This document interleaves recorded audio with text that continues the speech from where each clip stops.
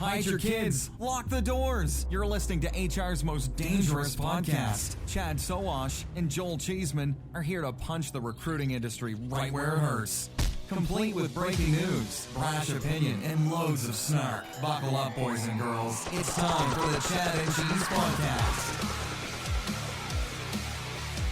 Oh,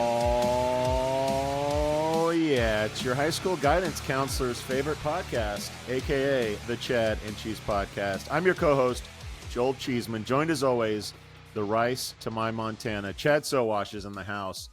And this is the Chad and Cheese Podcast Does Data. And on the show, as normal, is the Bigfoot of big data, the Loch Ness of knowledge, the Sasquatch of statistics. Toby Dayton, CEO of LinkUp, is on the show. Welcome, everybody. Welcome.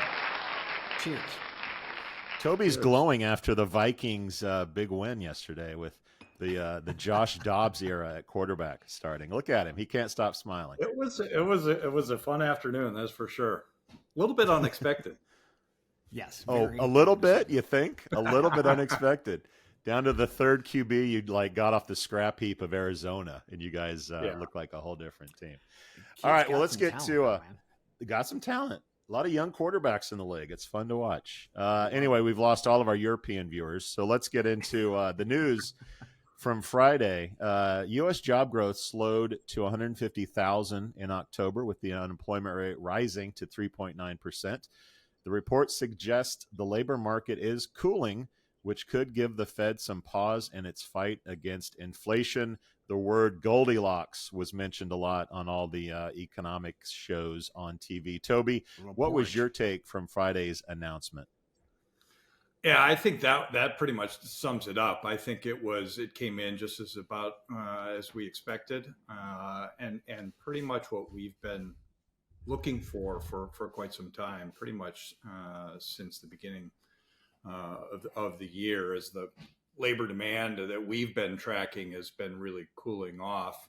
We've been very much a proponent of the soft landing, and in our post last week when we were forecasting the numbers, we made the declaration that the soft landing has in fact occurred. It's done. It's happened. It's sort of. Toby, people are hearing soft landing a lot. We've landed. Give it. What does that mean exactly? It sounds nice, but what exactly does it mean? Yeah, so it's basically it's how gently can you get inflation under control without driving the economy into a ditch? How much pain has to be inflicted on effectively unemployment and employment, and the job market is really the main lever of what the Fed was trying to do to get inflation under control, was raise rates, really cool down the economy. And there are a bunch of things they're tracking, but one of the big ones is what's going on in this case with wage inflation. And so basically what everybody had been forecasting as they really started aggressively raising rates last March in 22, what was going to happen to unemployment, and the forecasts were really high about how much pain, given how hot the economy was running and all this supply demand imbalance all over the economy. Everybody was forecasting that there was just going to have to be a lot of pain inflicted on workers across the country. And that actually is not at all what we saw in our data. And we were kind of alone with only a few other, economists out there forecasting that, but it really has come about in a really ideal way. And a lot, unemployment at 3.9, it ticked up a little bit, but it's effectively exactly where it was when they started raising rates. And can we exhale though? Yeah, I mean, we nailed it, right? Is this time where we can actually exhale? Because we've seen companies hold everything tight, budgets tight. They've started to layoffs. I mean, it's like everybody's scared. It feels like, is it finally time we can exhale and start ramping up business again? I think that's the $1 million question, is sort of what happens next. And I think there are, it's a hard thing to answer, Chad, because I think in a lot of ways, if you can take out the external backdrop, I think the answer would be yes, it is time to exhale. Things are in really good shape. The economy is really strong. Employment is low. We're at sort of this idea. I mean, Goldilocks is not an exaggeration at all. It is a great moment for the U.S. economy right now, and way better than any other economy in the world. The problem is you've got that external backdrop, which is really a little bit scary, with 2 wars going on and dysfunction in Washington. You've got what are potentially the longer term impact of higher rates for a longer bit of time, and consumer sentiment is kind of all over the map. That's a little concerning. So there are definitely some storm clouds out there, but if you look at just the economy and the job market, you're right. It just could not be more ideal. Is it your take that the externalities are why we feel so awful in the country? You shared something on our wall that Americans still feel really bad about the economy. Why is that in your that we could probably, and maybe that's a good topic for an upcoming episode, because I think we could spend you could spend a whole day looking at all the issues that are driving that. I think in summary, I think there is a little bit of that going on externally. The world just is looking pretty grim at the moment. I think it's also, people look at what's going on in Washington and the polarization is extremely high. I think everybody is sort of, divided into their camps. And so anybody in the sort of right side of the spectrum is just automatically by default saying things are miserable.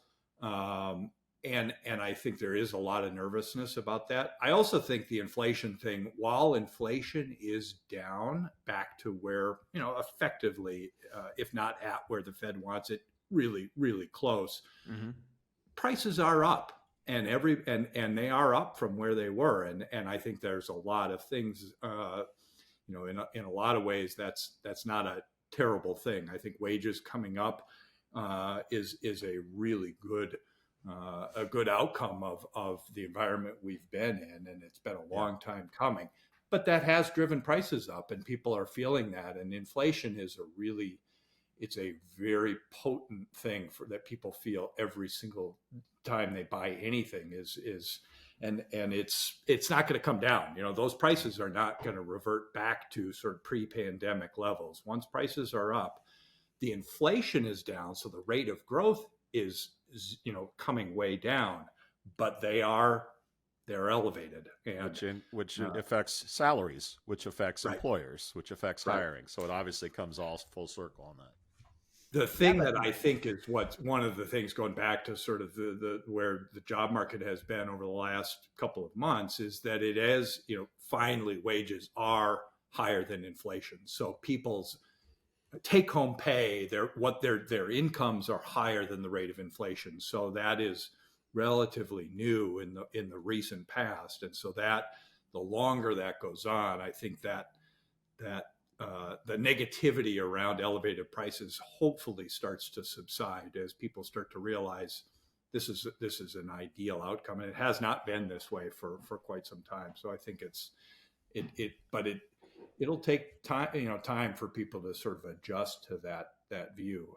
So it is a really interesting thing, though, that the consumer confidence is really low when you poll people about what the outlook looks like. Wages aren't the only thing that affect inflation. I mean, we've seen companies increase their profit margins dramatically, which we're talking about greedflation versus inflation, right? Yeah. But we can have a whole talk about this, but I want to see numbers. I want to see the charts. Do we have? What's going on?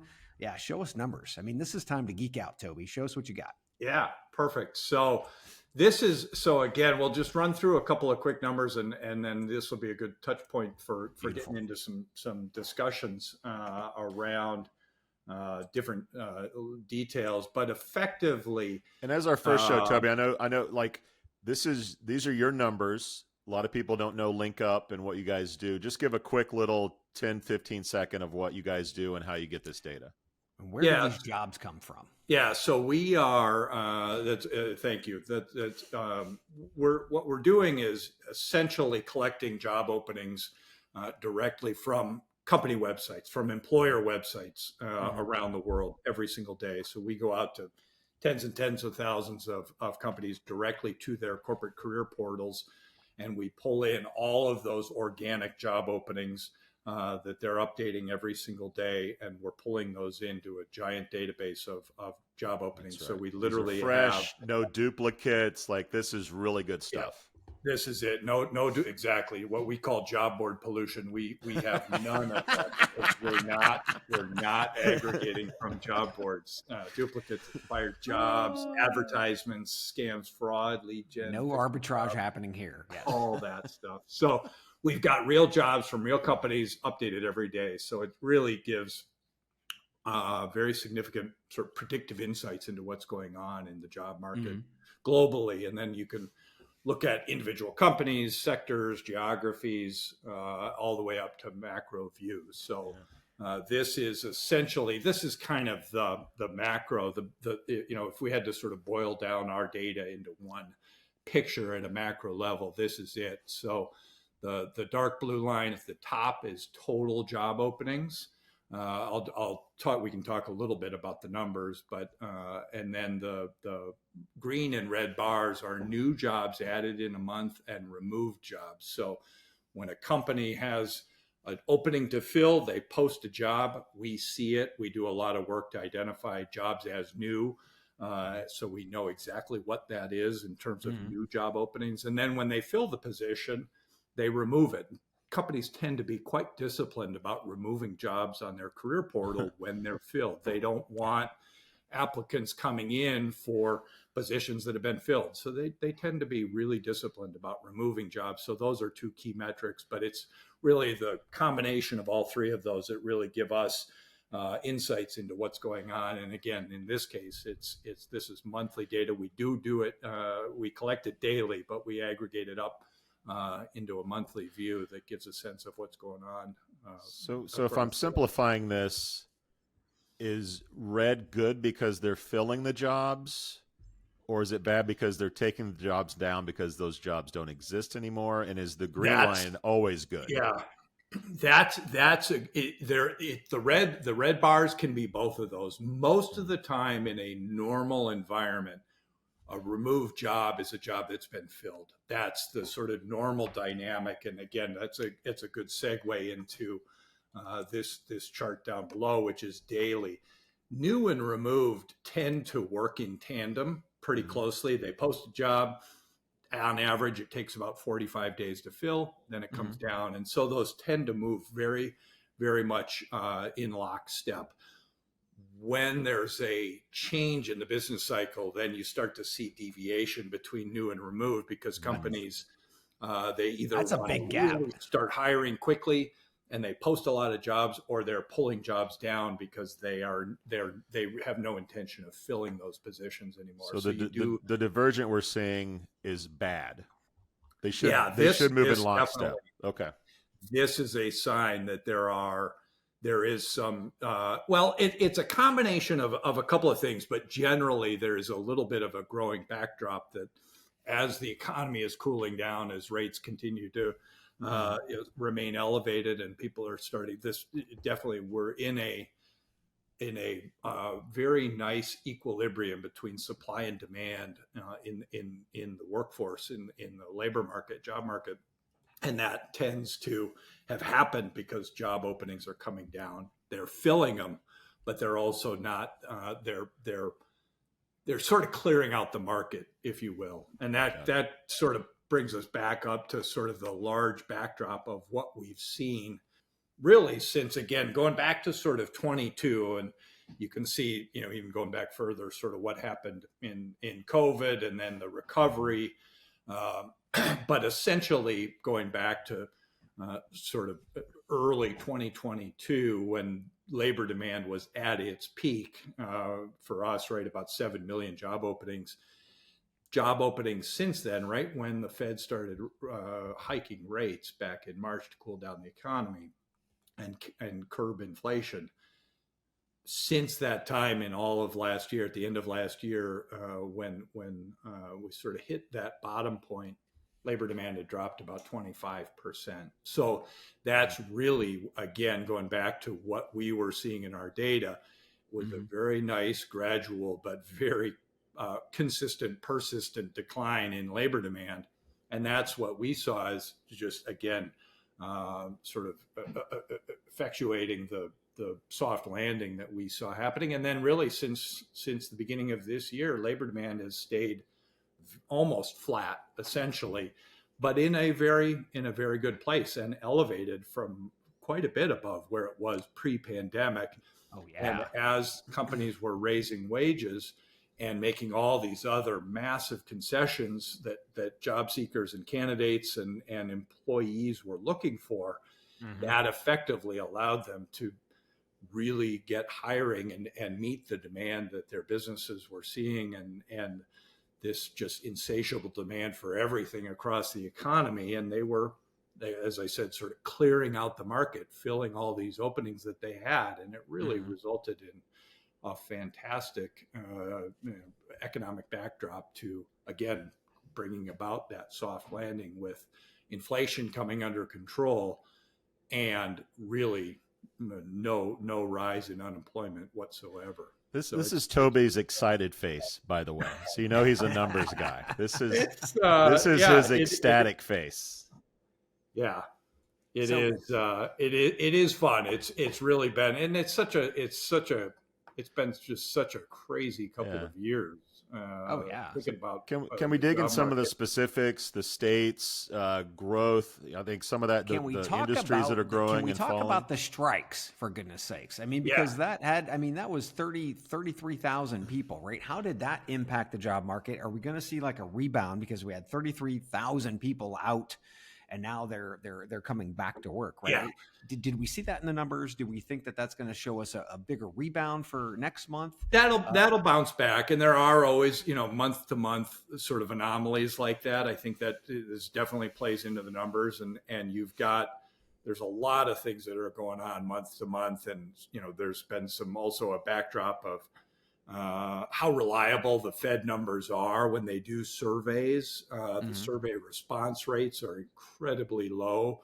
Post-pandemic, they've actually gotten quite a bit worse. So there's a lot of revisions that are going on, but those kinds of externalities, Chad, are definitely come into play, and that will snap back next month, but that'll get accounted for. And again, as sort of people think about what November's job numbers are going to look like, that comes into play. It all normalizes out.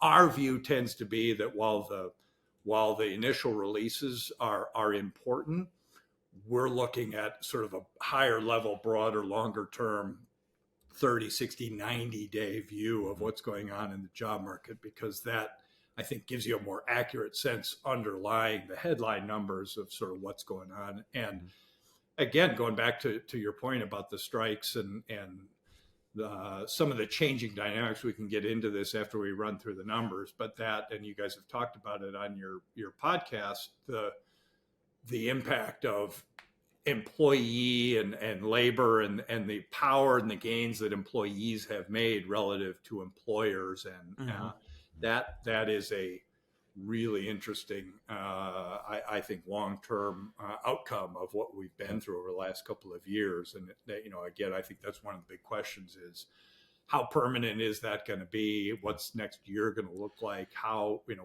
what would a recession do, or a changing economic backdrop, what would that do to the gains that have been made by employees over the years? And our view, and it's a good discussion, is that there may be a little bit of reversion, but long term, those gains are going to be permanent's maybe a strong word, but they will be long lasting for sure. Hey, Toby, a couple of months ago, I was talking to a CEO of a service that fills tech jobs, and tech has really been in focus the last 12, 24 months with layoffs. His take was that he believed we bottomed out, or we hit a low in September that we were only going to climb back from. What your data shows is that's probably true. You see tech jobs kind of bottoming in August, September, and you're seeing it sort of come back. Is that your take? What do you think is going to happen with tech jobs? Yeah, I think tech is one of those industries that there's never ending demand for that. I think there are some, ups and downs in sort of the short term, but I think long term, tech is one of those industries that are, again, immune to the sort of business cycle. Might be a little bit strong, but it is definitely those. There's just permanent demand for skilled jobs, tech jobs across the board. I think the with AI and data and the pace of technology and software development, that's just going to continue to grow over time. So I would very much agree with that any short-term downtick is going to be very short-lived. So overall, optimistic. This is your happy face, Goldilocks, soft landing. All of these were popular on this show. I want you to do a prediction for us when we sit down and talk in December about November. What are we going to find? More good news? Yeah, again, if you think about our data, when we're looking at job openings, so there's a lag between when we see a job opening and when that translates into a new hire that's been added to the economy. So typically on average, that lag is about 45 days. It takes companies on average 45 days to fill positions. In certain cases, it might be a week. In other cases, it might be 3 months, but on average, it's about 45 days. So our data is essentially forward looking into the next month's job activity. So our data for October was down about 4% is sort of our we track removed jobs, new jobs, total jobs, and we blend those in our model, our forecasting model, and it was about a 4% decline in labor demand. So that our preliminary forecast is not, we don't do our official forecast until the week before the jobs numbers come out. But our estimate at this point for November would be that job growth in November will be about 50,000 jobs. So under that 100,000 mark, again, I think that will set off all kinds of panic around what does that mean, but again, I think it's just continuation of where we see things having settled into this pattern.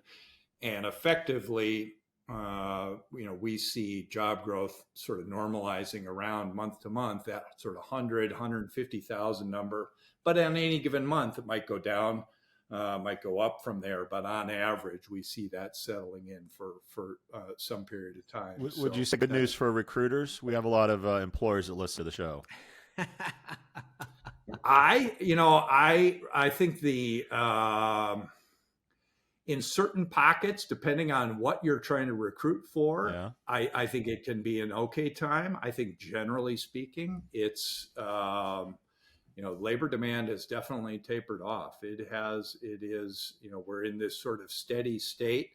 And I think that there's the equilibrium that had been way out of balance 2 years ago has been effectively, or a year ago, and sort of coming out of the pandemic. Over the past year, that equilibrium has really come into balance in the job market. So it is the recruiting business, the job board business is a recruitment advertising is down, recruiting is down. It's just say no to that job board pollution, everybody. Yeah. That is Toby Dayton, and this is the Chad and Cheese Podcast Does Data. Toby Dayton is at LinkUp. If you guys want to learn more, head to linkup.com. Otherwise, the first show is in the can, Chad. We out. We out. Oh boy. Thanks, you guys.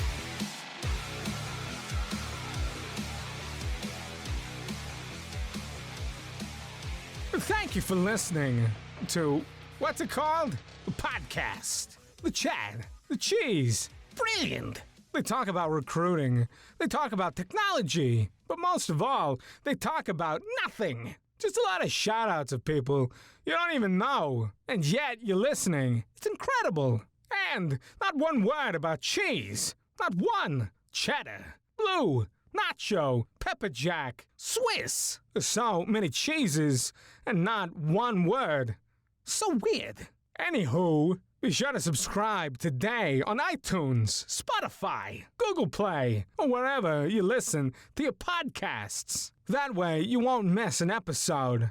And while you're at it, visit www.chadcheese.com. Just don't expect to find any recipes for grilled cheese. It's so weird. We out!